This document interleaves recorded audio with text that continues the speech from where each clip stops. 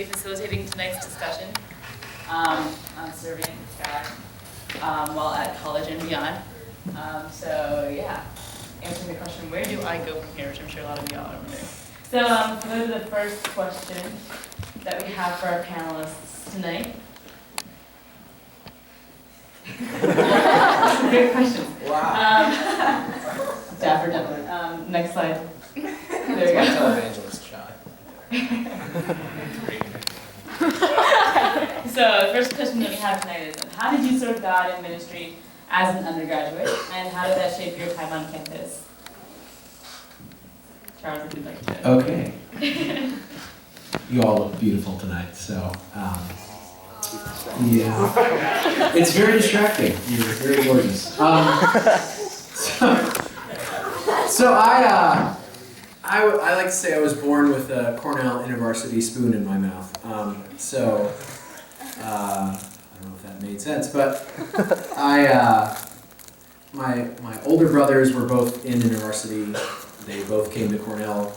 Cornell was free for us because my dad's smart and over there, and was a professor and is retired now. So but Cornell was free, and we always knew we were coming here. And Joe picked university, my oldest brother. I always knew I was going to be in university, and when that's my servant Hartwell there doing that. Yes. When I got to Cornell, I had already been a worship leader since I was 14. So the first thing I did was I was a worship leader. I was a worship leader for the first 3 semesters. And I really like to lead worship really loud with a lot of electric guitars. And we were in this very room, and I was playing something really loud and with the doors open. I love to do that. Open the doors and play worship really loud. And there is a point to me telling you this story. Not just rambling. So there was a girl who came into Goldman Smith, had got out of class and heard me blasting, singing worship down the hallway. And she came in the door and was like, "What is this?" And I was like, "This is InterVarsity." She's like, "I didn't know there were any Christian fellowships here." And a year later, she was the president of InterVarsity, and I was the evangelism coordinator, serving under her leadership.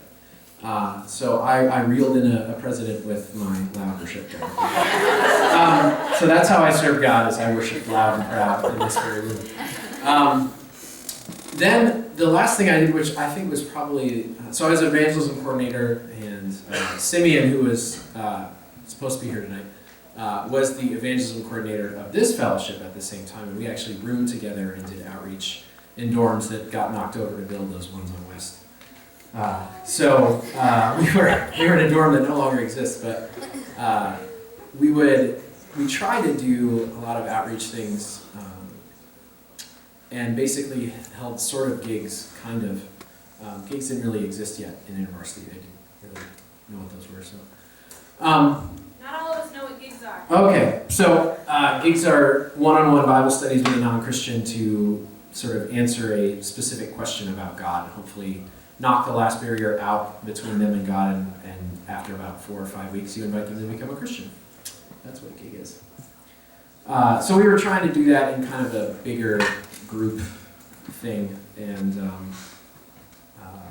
I also went to an atheist small group that was advertised in the Cornell Daily Sun, which was a bunch of 50 and 60-year-old men that were very sad and lonely and wanted to talk about their sad, lonely atheist lives downtown. There were no students there. It was the scariest room I've ever been in. And I shared my testimony and got out of there. So I was just trying all kinds of evangelistic things.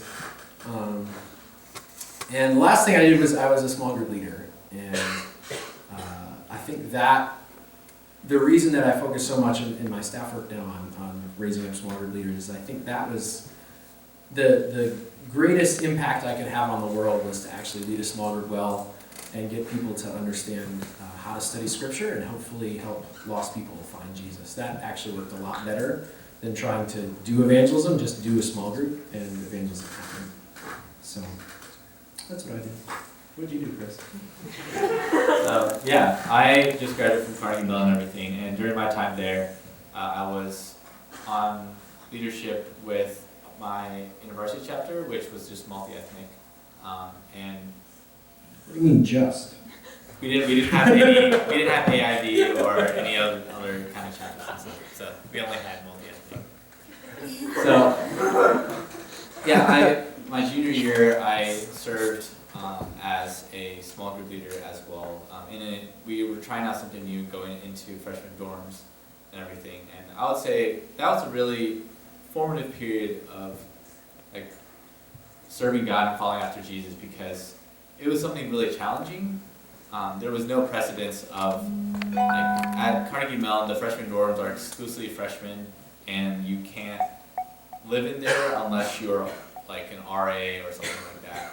And so being in there is just a little bit awkward, because it's like, well, what am I doing in here? I have no good reason except for Jesus. And that can feel, there's a lot of tension in that. And God really worked through that semester in like challenging me of what does that actually look like for me to go into this, essentially this community that I don't necessarily belong in, and like love people and have a small group where other people are coming that also don't belong there, and we're all trying to love this freshman community. So I would say that was really helpful in just shaping, like, am I willing to step out into uncomfortable situations and place myself in this, like, this is, it's much easier to just kind of have a small group somewhere more hidden away or wherever, and kind of just being comfortable, but we were having it out in the open in the lounge, and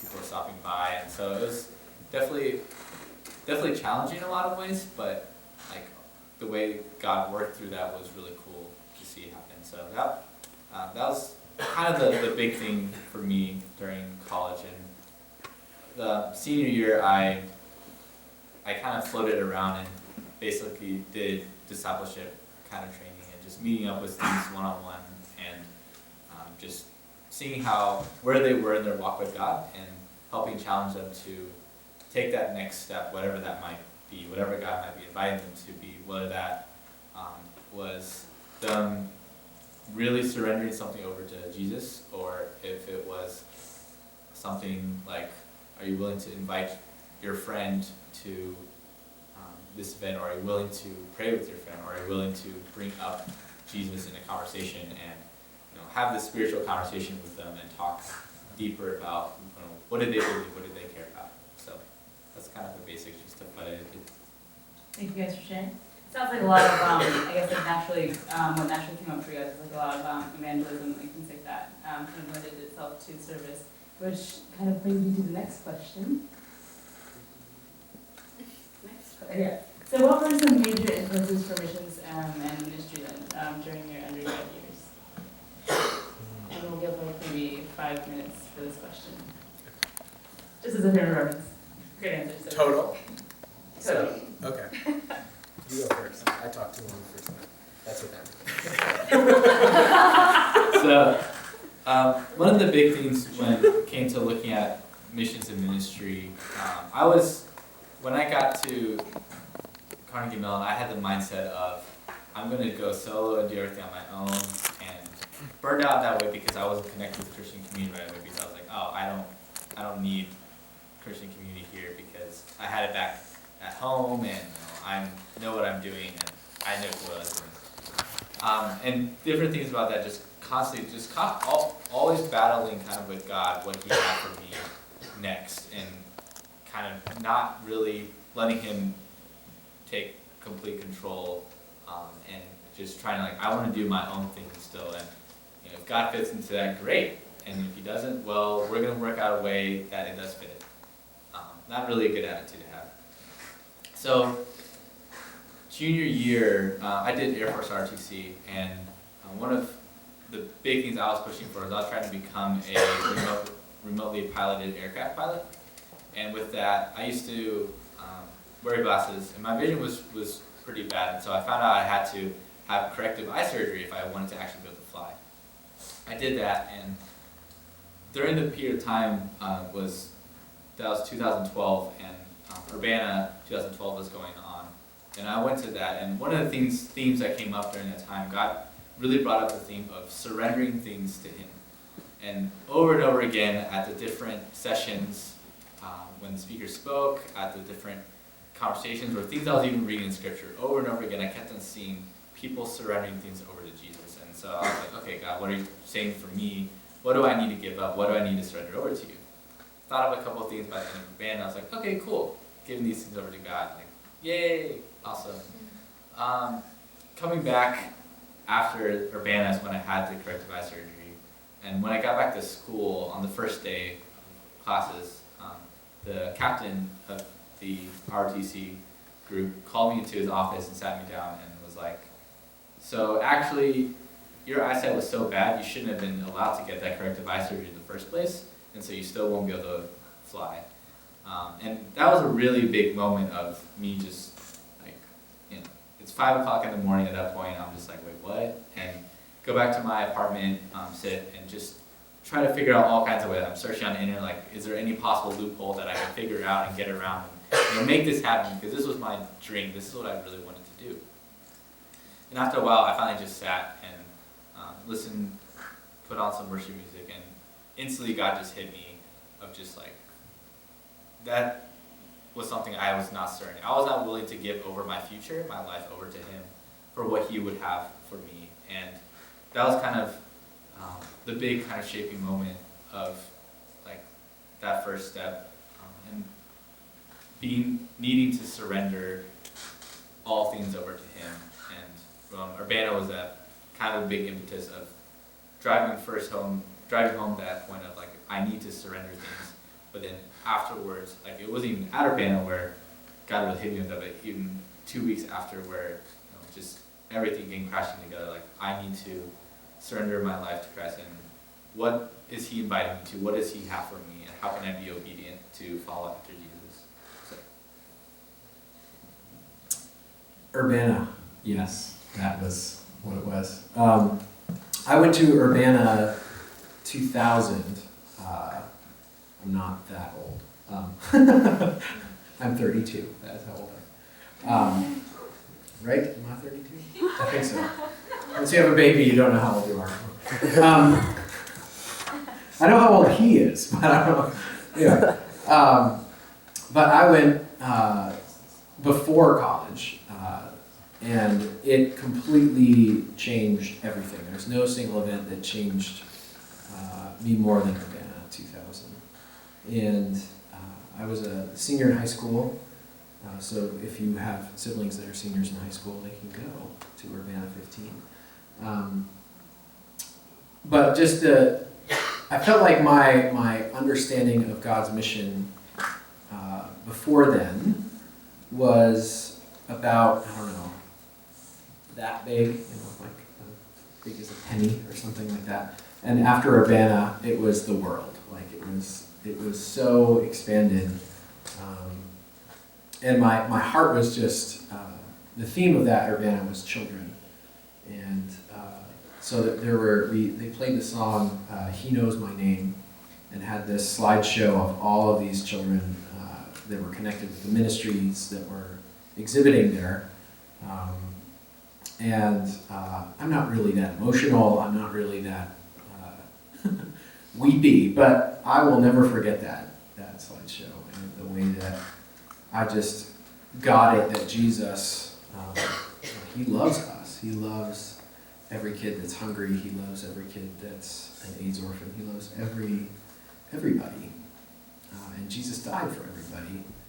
And I have never, the scale of that moved from sort of personal into my neighborhood to the world at Urbana. So. Thanks for sharing. I think that brings up a great question, which is, what is Urbana? Really? Look at that. That prediction. No, but honestly, I can also speak from personal experience. Having gone to Urbana, there is no conference like it. Actually, I'll just let the video speak for itself, so you guys can all get a little understanding of what exactly Urbana is.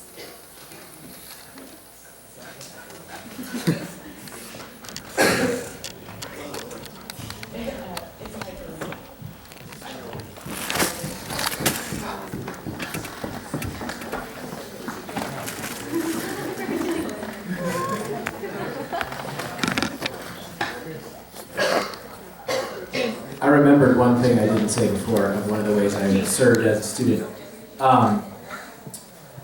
So I figured out that I actually I was a college scholar major, and that meant I designed my own program of study in arts and sciences.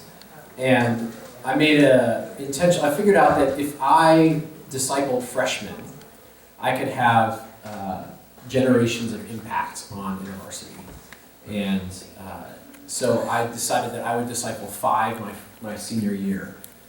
And I purposefully took the fewest courses I could so that I would just graduate just barely, exactly the right number of courses, exactly the right number of credits. Majoring in university. So that, yeah, totally majored in university my senior year. And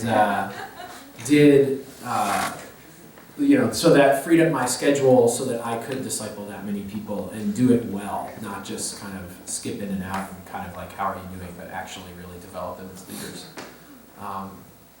So I think that year I did, and my staff worker said this at the end of the year, that I had been a better staff worker that year than he had. So and he was a good staff worker. You know, it's not like but discipling the freshmen and leading that small group,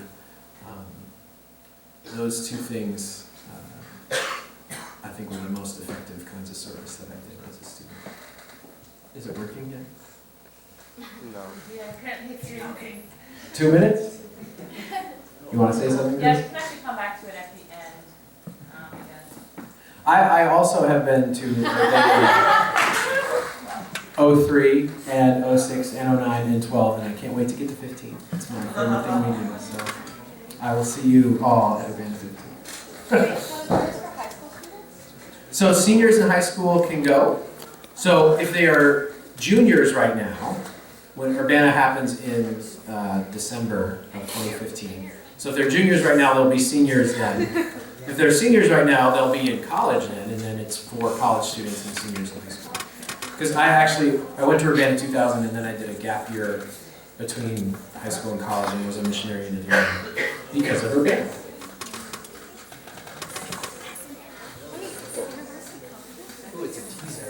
All right, so here's a little brief video on kind of what exactly Urbana is, and this is definitely a detail. After this.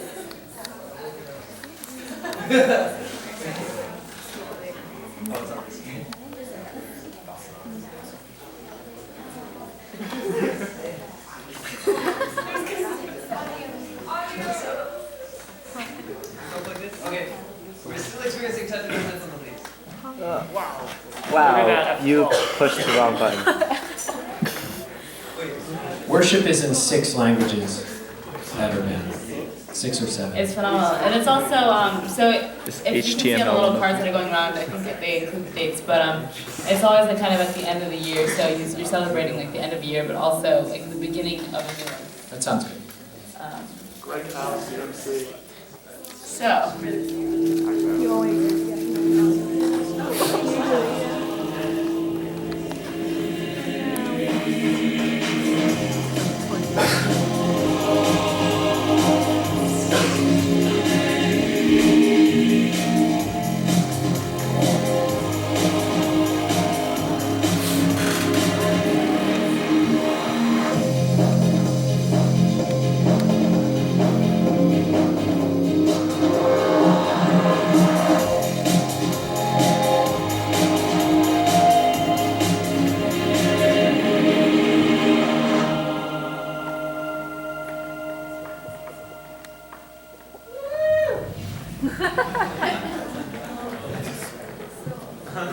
So essentially, as you can kind of gather from that, Urbana is a giant conference. It's hosted by university.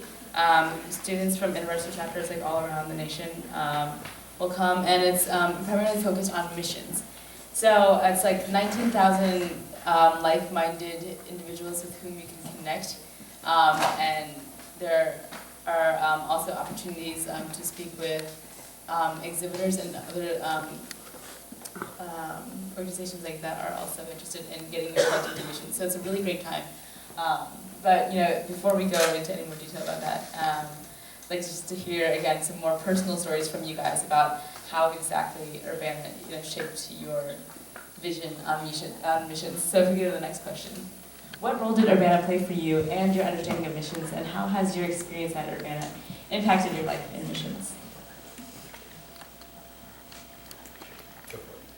So I think Urbana was really, for me, one of the big first steps of seeing, okay, what does it mean for me to be serving Jesus and being in ministry in whatever kind of scope that means. And as a computer science major, I can often feel challenging because you're like, I'm studying about algorithms and I'm doing proofs. Like, how is that going to, what does that do for Jesus? And definitely had those questions kind of going in and coming out. There's a couple of things of one, okay, there was examples of how particular gifts of being able to do stuff like computer could be really helpful and useful for different groups and organizations. But there's still a sense of like, I don't really know what I'm supposed to be doing. And one of the things that came out of Urbana and the response I had to surrender things to Jesus was I had an opportunity to go on Global Urban Trek, which is an intervarsity kind of trip focused on learning about urban poverty in a global setting. And that was one of the opportunities that was highlighted during Urbana and everything. But it was really, I went to Cairo and I was able to really experience God in so many different dimensions that I hadn't even thought possible. Like, have any of you guys seen Interstellar? Anyone watch Interstellar? Yeah, that pretty much was my experience in Cairo. It's just like my mind being blown by like how powerful God was in so many ways I couldn't even imagine. And so that was kind of a big thing there of seeing one, how God worked across so many different cultures in so many different ways that beyond my understanding and experience. So what does mission mean for me is like a lot of learning. It's a lot of learning what God is doing, a lot of learning about what is really needed and how to care well, and not necessarily this idea of, oh, I know what I'm doing, so I'm going to enter into this community or enter into wherever and be like, yeah, I have things figured out, let me tell you about how I have everything figured out, versus coming in and saying, hey, I would love to learn about you, and this is how God's really changed my life, and can I share about that with you at some point as well? And so that kind of mindset, I think, was something that Urbana started, and the Global Urban Trek really helped push as well. Was just a sense of how am I willing to, one, really lay down my life for Christ, and in that process, as I am obeying Him, am I willing to learn from others around me and enter into a posture of like acknowledging I am broken and I need Jesus just as much as the person I might be trying to share the gospel with or share a meal with. It's all the same of like coming back to Jesus and our need for Him. Sorry, I'm just going to read the question. Yeah, Yeah. So, I'd say I almost didn't have an understanding of missions before Urbana. That I really, I knew it was something that the super Christians did. But I don't really think I understood Jesus' wider mission and how we're all part of that. If you're a Christian, you're part of the mission. And Urbana taught me that better than anything else I've been to before. And the global, missions you always think of, at least I always thought of kind of picking up where you are and going to the other side of the world and building a shack in the jungle and like learning the language. And I always thought of it like that. And at Urbana, you have agricultural missionaries and tech missionaries and linguistics, people doing all the language translation stuff. And the people that are risking their lives every day. So you've got every kind of missions. What missions is just kind of exploded for me at First Urbana. And I left it knowing that I wanted to give God at least a year. And so I came home thinking I would go to Africa, and my parents said, "That's interesting. How about you pray some more?" I had, and still do have, a few severe food allergies, so navigating linguistic things when the food could kill you was, a little worrisome. So I ended up in Atlanta, which is much easier to navigate the food there. And I worked with an agency called Mission Year. And that's the amazing thing about Urbana, I think, is that you might leave it thinking you're going to do some kind of missions here, but it shapes you so much that you're going to keep going until you do missions. Like the drive to follow Jesus into his mission and follow him now, follow him today. You are in a mission field. You are a missionary right now. And you are in one of the easiest, most strategic mission fields you will ever be in right now, actually. And the president of our city will tell you that, probably. He told everyone that at Urbana '09, and that's one of my favorite Urbana talks.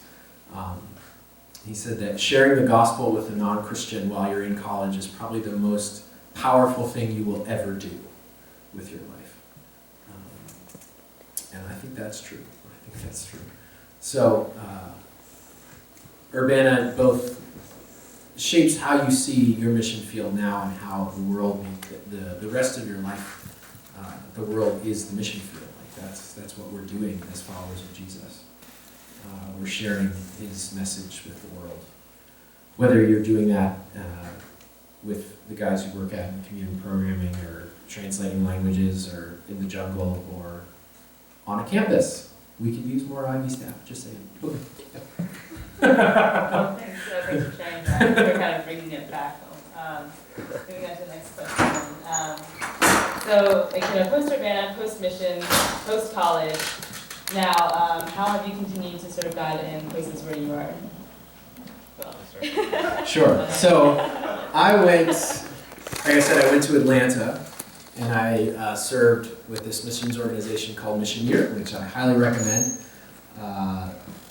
If you want to do urban ministry and you want something really hardcore, it's intense, very intense. So what exactly is urban? Urban, so American urban mission work is what I mean.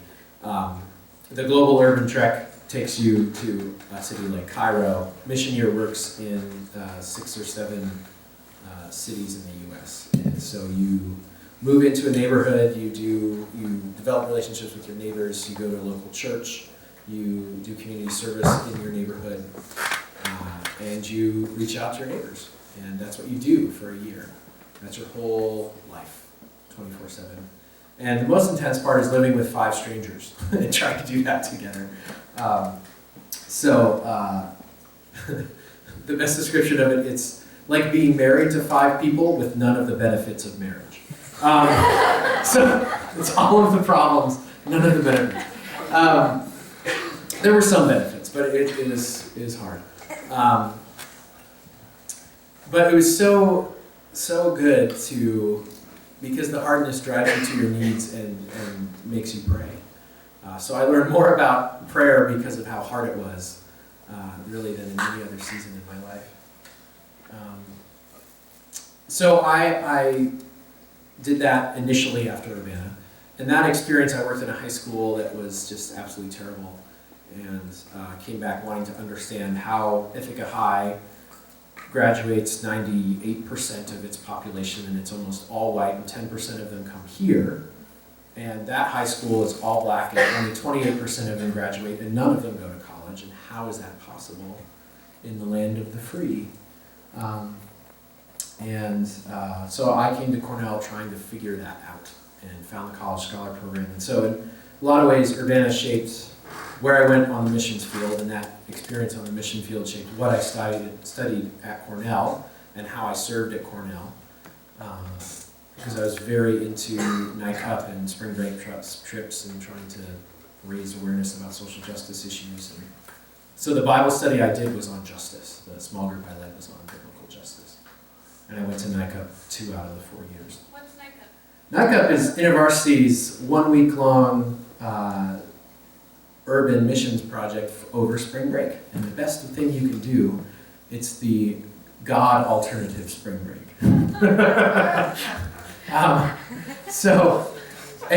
The best part though is you get to hang out with Jonathan Walton. Until you meet Jonathan Walton, that won't make sense. But once you meet him, The world will literally be rocked. you will be, yes.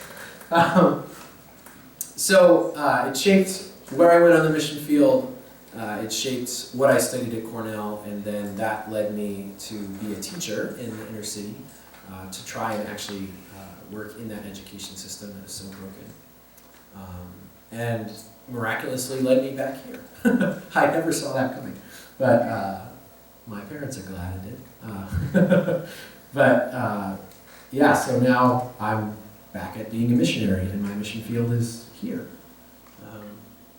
So I have 21,000 world changers and awesome students, many of whom you know, to develop as leaders to change the world. So that's what I do. Thanks for sharing. Go, go. Oh. Oh, yeah, I forgot to mention. I don't know what that means, but I think one of the big things is when you're really willing to say yes to Jesus, what he does is almost pretty much always unexpected. Like where I am right now, I would never have seen that like 2 years ago while I was in school. So for me, post-graduation, post-college, everything, one of the things I was looking at was, during the Global Urban Trek, really felt that God had placed on my heart, like wanting to live in an urban community and be ministering in some way. I had no idea how, I had no idea where, but I said, okay, I have at least this general idea, vision, but I don't know when that's going to start either. And for me, having doing Air Force ROTC, I had a commitment with the Air Force and everything. So I was like, I'm not even sure if this would be something that'd be 8 years down the line or whatever. And kind of a challenging thing because it can often be a desire of like, oh, why not now? Why can't I just go do this awesome thing right now? But Jesus had to wait 30-some years before he actually started his ministry. And so kind of the period of waiting and see, okay, what does God have for me right now where I am at? And ended up and staying in Pittsburgh after graduation, and was also blessed with the opportunity to be able to work at Google, which has an office in Pittsburgh as well. And that was a really cool opportunity because something I had been praying about was like, okay, if I'm going to be in Pittsburgh, God, like, where would you have me? Where would you have me live? Where would you have me go to church? And so really felt that what a particular community in Pittsburgh called the Hill District is one of the underprivileged and neglected neighborhoods in Pittsburgh. And so really felt like God was calling me to live there and explore what it would mean and look like for me to live there. So God was really awesome in connecting me actually with a family that actually had the similar vision of moving into this neighborhood and just learning and seeing what it would look like to serve the community and be a part of the community and everything. So got to join and live with them now and everything. But what I feel like how mission was really shaped was just the sense of, okay, where would God have me in this moment? What is he inviting me to, and how am I responding? And so it's kind of a moment of like, we are always in different seasons of life, and we may there's always periods of waiting, there's always periods of like, you know, a lot of activity, but the kind of thing is, am I being obedient to where God has me right now? And right now means, you know, I am working at Google, a big tech company, and what was shared about like college being definitely the time to share about Jesus with people is definitely true, because immediately once I started, like, I could tell very much different atmosphere of how you have conversations with people and what people are willing to even talk about. But even in that environment, like, how am I able to be a witness to my coworkers and be able to live my life and, you know, share about Jesus still in that environment? At the same time, still learning and living in this this urban community and seeing, okay, God, what would you have me do there, or be learning there? And that's been challenging as well, because just building relationships takes time, and it's not fast, it's not easy. And so kind of this slow walk of, okay, you know, am I being obedient to the things that God's placed before me? Am I walking faithfully with things that He does place in front of me? And, you know, sometimes it is just, I just have to wait, or I need to focus my time and energy in a particular place. And so I think that's been something that's really helpful for me to think about, is that, like, no matter where I end up, no matter where I am, the question is just to be obedient to God and be obedient to what He has in front of you, and not, in some ways, not be so worried about thinking like, oh, what should I be doing, or be waiting for like the next season of your life, because you don't necessarily have that. And just being really faithful to where God has placed you in the first place. Thanks for sharing. It sounds like God has taken you guys both on very interesting journeys, from the time you started as freshmen in your different universities to where you guys are now, from Atlanta to New York City to Cairo to wherever. But in the meantime, there's, I don't think the PowerPoint. Oh wait, oh yes, there is. Yeah.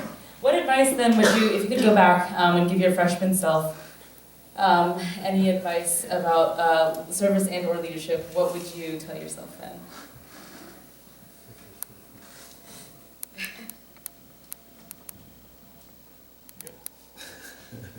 Have more quiet times. I know that's like the most like obvious answer, but seriously, if you can't make time for Jesus now, it will not get easier. It does not get easier. And the number of cliches around this, you know, Jesus is the answer, but He actually is. Like the sins that you want to overcome, Jesus is what you need. And so it's taken me a long time to wrestle with who I am and what I need in my time with Jesus, but I think finding a way to do it that works, that you will actually meet with God, just you and Him, every day, that everything else will flow out of that. And I think I assumed, like, you know, in service, one of the great traps of service is that it can feel like you have a great relationship with God, because your relationship with God is kind of in front of people, like you lead worship or you lead a Bible study or something, so people think that you're this great spiritual leader, but underneath it you might be totally miserable and haven't had an intimate time with Jesus in forever. I don't know if that's connecting with any of you leaders at this point, but I think I would have been much less stressed and much less trapped in different kinds of sins if I had been closer to Jesus as a student. And I think evangelism would have happened a lot easier and more naturally. I was trying to push it and make it happen, and it didn't work very well. So I was evangelism coordinator for a whole year. No one came to Fick. We didn't have a clue what we were doing, so InterVarsity has a much better clue now of what we're doing. But it was an interesting period in InterVarsity's history at that point. So there weren't a lot of, you guys have a lot of very good resources that I'm hoping you're, well, I know you're using, because I know your Staffworker pretty well.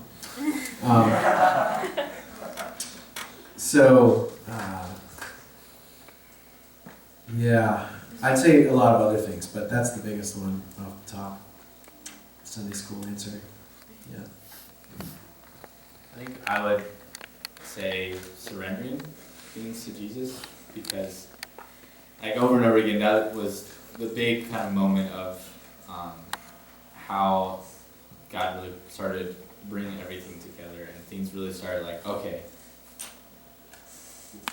when you're not surrendering things to Jesus, following Jesus is hard, because sometimes he asks you that, hey, would you give this up? And you're like, no, I don't want to.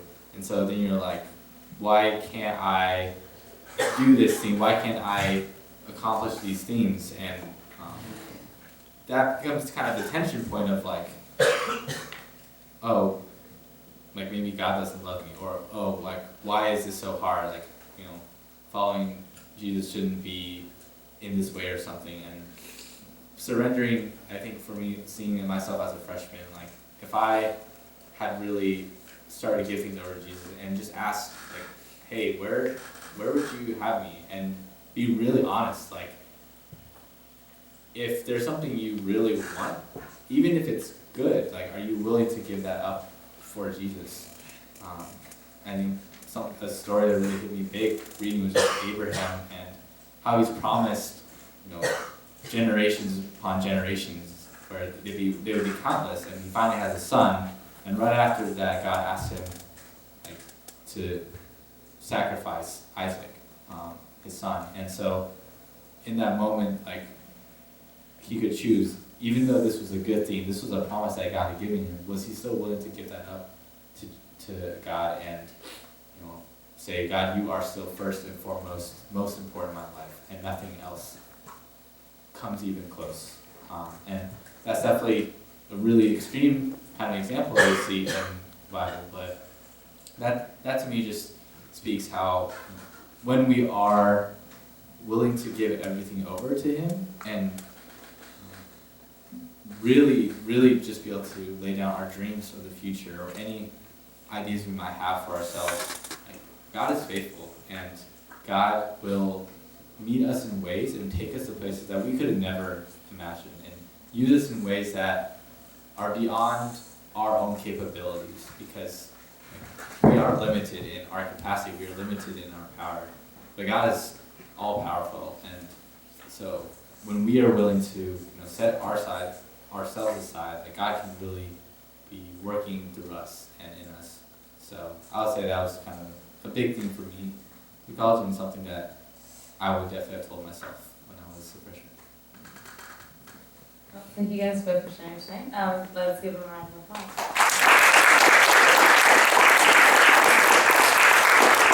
So we'll be back for a bit of question and answering a little bit, but for now I'm going to take a little quick break and have Jean and Virginia share with us a little bit about their own experiences.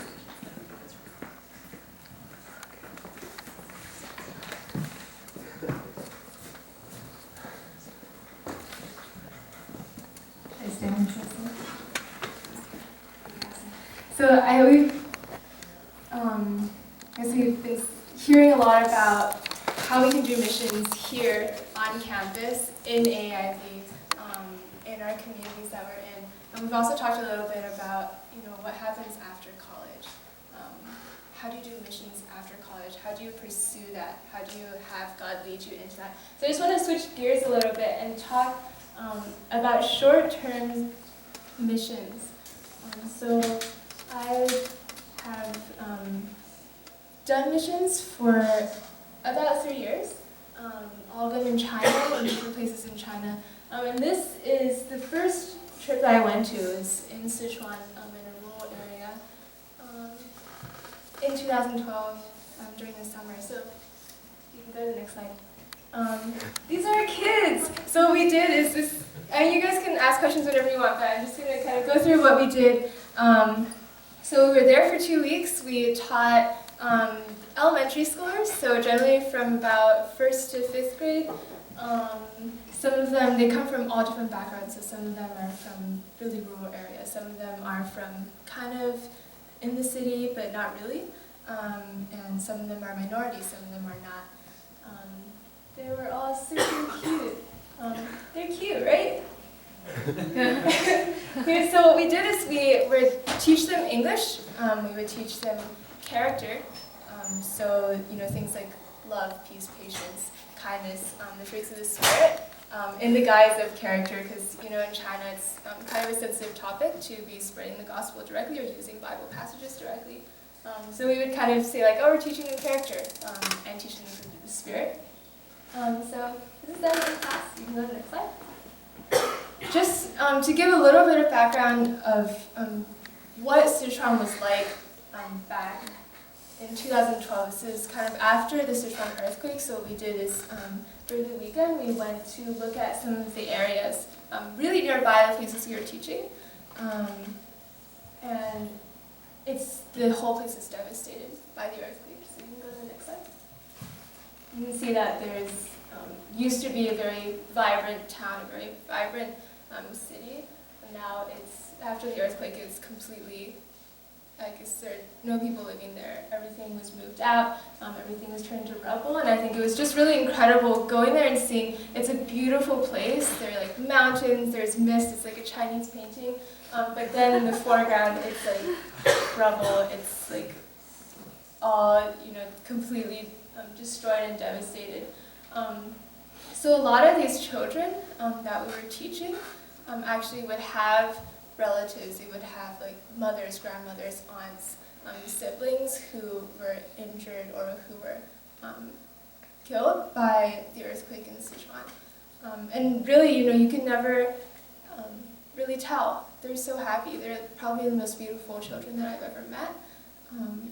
And it's just it was so incredible for me to kind of go there and see how, like when I was that age, I'd like complain, I'd be like, Mom, my brother's bothering me, he's being annoying, and stuff like that, and I would just be, kind of, angsty teenager. But these kids are really, they go through so much, and yet, look at all their happy faces. They're so beautiful. You can go to the next slide. So we would, when we went there, I guess what we said we were doing to the government and to everyone is that we were teaching them English, character, and then we would kind of do activities with them. But in reality, what we wanted to do is we wanted to show them the love of Christ. Going out to missions doesn't mean that you have to be sharing the gospel explicitly. It doesn't mean that you have to be sharing your testimony. It doesn't mean that you have to see people come to Christ, but really just going to these places where kids maybe don't have parents, where these kids may feel like they're alone, and showing them that they can receive the love of Christ, that there is a love greater than what they've experienced. I think it's really impactful for them. I don't know how much time I have, but just a little quick story. I had a little boy in my class, I think it was in 5th grade, and he was so happy. We would just talk to him in passing about like his family and the situation. And what he said that his parents had basically, his parents had divorced. His father went up to Beijing. His mother was kind of hanging around somewhere else. And we were like, oh, so where are you going to go after this? What are your plans? Because Sichuan is your home, right? And he said that they didn't want him anymore, that he didn't really have a place to go. And I think, to experience that and to see, the kind of pain that they feel, I think has been really transforming for me, because a lot of times we hear about the damage that has been done in China and like the earthquakes and the mudslides. but it's a totally different thing to see all their joyful faces and then realize there's something underneath. So you can go to the next slide. Yeah, this is them having fun. Oh, the teachers are all in the pink shirts. Go to the next slide. So this is one of our classrooms. We rearranged the tables so it wasn't super intimidating because you don't like, these teachers will like have kind of rigid structure. They have like assigned seating, kind of, yeah, you like stand up when you speak and all sorts of relatively strict things. And so the children were actually like super surprised because we were kind of chill. Yeah. And during the times when we weren't teaching, on our downtime, we would have, and also in the evenings, we would have debriefing with each other, with the people who went on the missions trip, and do devotions together. Because I think, this time, I really truly believe that missions is the point of missions is partly so that we can serve others, so that we can be people's hands and feet and show them the love of Christ, but also so that we can be served just by seeing all the things around us. We can be transformed by these new experiences. And so we would spend a lot of time in prayer, spend a lot of time doing devotionals to kind of make sure that our minds are focused on God. Yeah. So we would just, here's another picture of just us kind of having fun, showing them love.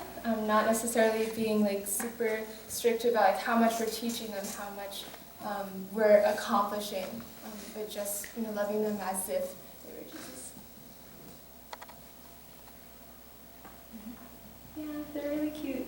Go to the next one. This is a really sad picture when we had to say goodbye to them. It was only 2 weeks, but we were really attached to each other. It was really hard. But we definitely learned a lot.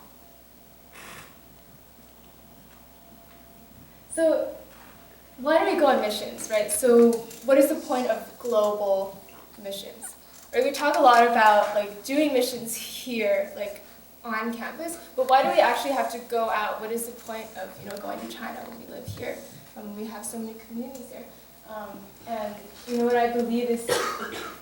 In the Great Commission, Jesus says, "Go make disciples of all nations, baptizing them in the name of the Father, Son, and the Holy Spirit." And I think it doesn't necessarily mean that we have to be out there, we have to be overseas, but I think that God really wants us to see these different cultures. He wants us to see the church globally. He wants us to see, what it's like. The church in China is one of the fastest growing, if not the fastest growing in the world.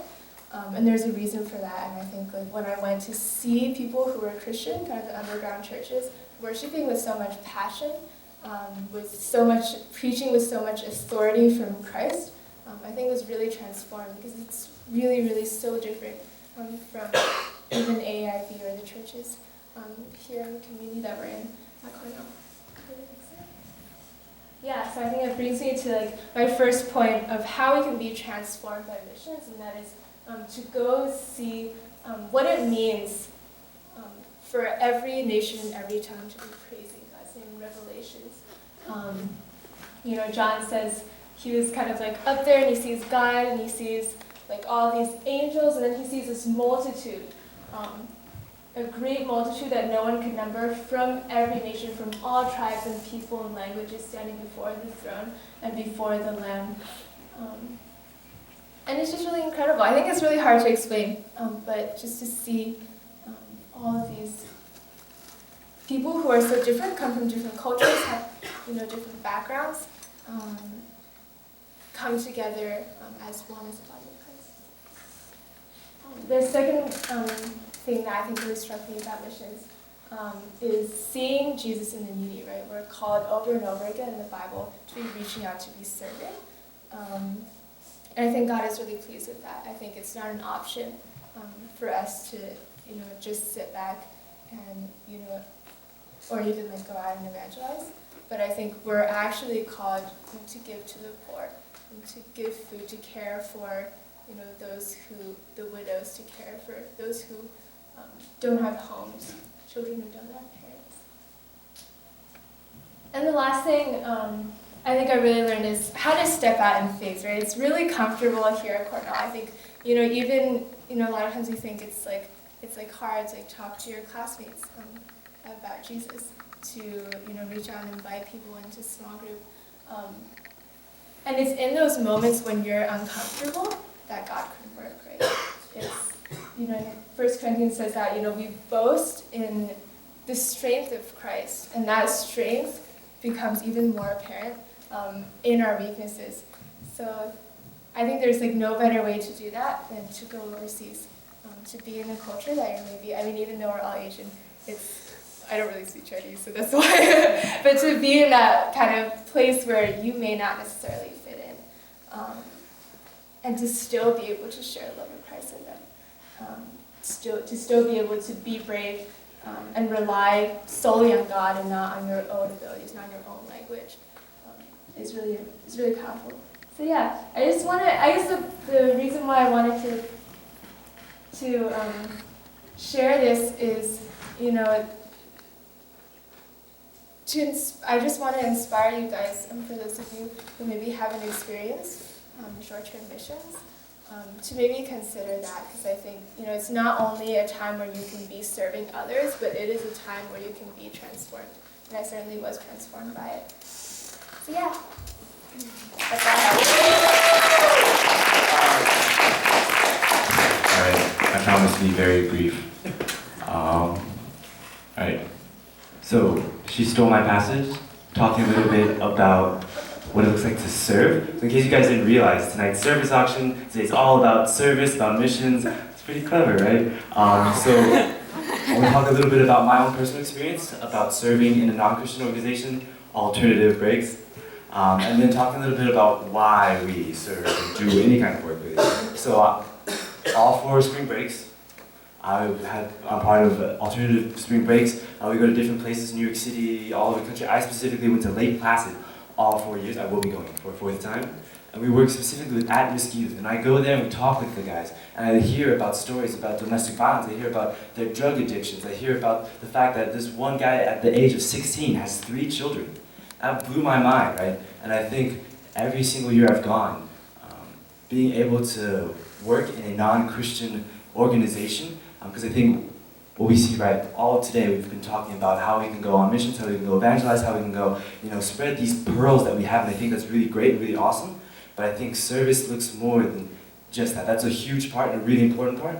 But I think, you actually look at this passage, it doesn't talk anything about sharing the gospel. It talks about feeding the hungry, being welcoming to strangers. That's not necessarily sharing the gospel. That's serving others because they are dearly loved creations of the Father God, right? And so I think challenging you guys to think about, how you guys can serve through NICUP, through Urbana, how you learning how to serve, how you can serve through your different organizations, all that stuff like that. What is that beeping noise? It's all good. We can go to the next slide though. I think I really want to focus on why you guys should care, right? Because I think we've heard plenty about different ways people have served. Probably got, juices going for you guys. I don't remember that being the next passage. Are you sure? Yes, I think this is it. This is a huge block of text, but let me give you the TLDR version, which is the last one, verse 26. As the body without the spirit is dead, so faith without deeds is dead. And you look at the passage, right, and it talks about the fact that faith without deeds doesn't mean anything. Right? He says, but some will say, you have faith, I have deeds. Show me your faith without deeds, and I'll show you my faith by deeds. And all this really sounds like, right, that we are saved by works. That we need to do things in order to really make sure that we're saved. But go to the next passage. This is still not it. I believe it should be. What was the other one? There's a third. There's a 4th one. No, still not it. Ephesians. Oh, go on to the Galatians one. Yeah, sorry, it is Galatians. I don't know what I'm thinking. Sorry, guys. But in Galatians it says, right, I do not nullify the grace of God, For if righteousness were through the law, then Christ died for no purpose. Right, so what do, right? Are we saved by works? You know, is it just faith? Is it faith plus works? Like, what the heck's going on? Like, you know, Paul and James, make up your mind. But I think if you really look, what is Paul talking about? He's talking about the law. We are not saved by Mosaic law. But what is James talking about? It's the fact, right, that just saying that, you know, God is Lord, God is sovereign, God is everything, even the devils do that. It actually says that in that passage, right? That even the devils know that God is Lord. But what does that mean for you? What is actually the next step for you because you actually know that God is Lord? What does it actually mean, right, to have a faith that is alive? And so I think we go to this last one, Ephesians. For by grace you have been saved through faith. Boom, it looks like we have a winner right here, right? By grace you have been saved by faith. It's not by works, it's not by, you know, feeding the hungry, it's not by going and being really sociable to the new person that came in tonight. It's through faith. And this is not your own doing, it is the gift of God, not as a result of works, so that no one may boast. For we are his workmanship, created in Christ Jesus for good works which God prepared beforehand, that we should walk in them. And so I think for you guys, right, for those of you that call yourselves Christian, for those of you that claim that you know what it means to be loved by God, what does it actually mean so that the deeds that you do in your lives actually reflect that? And there's a lot of things you can be doing. You can be doing things like NICO. You can go in things like Urbana. You can be doing things like alternative breaks or God's alternative breaks or whatever have you. How do we figure out what the heck we're supposed to be doing this bajillion things we could be doing? Which God prepared beforehand, right? God already knows what he wants you to do. God already knows how he wants you to serve specifically. We are each a different part in the body of Christ, right? And so for you guys, like, you know, this is why you serve. But how do you know how you're going to serve? Through prayer and supplication. When we delight in the Lord, he gives us the desires of our heart. We really align our hearts with God through prayer and through supplication. Then we will understand, right, what it looks like to serve God. I'm going to invite the worship team up to get ready so we can worship this living God because he is worship worthy. But while they're doing that, and while we're worshiping, I challenge you guys to think about, you know, for those of you that aren't Christian, what it looks like to really explore more what this faith means. But for those of you that call Christ Lord, what does that actually mean to be a true disciple, not a false disciple? So I hand it over to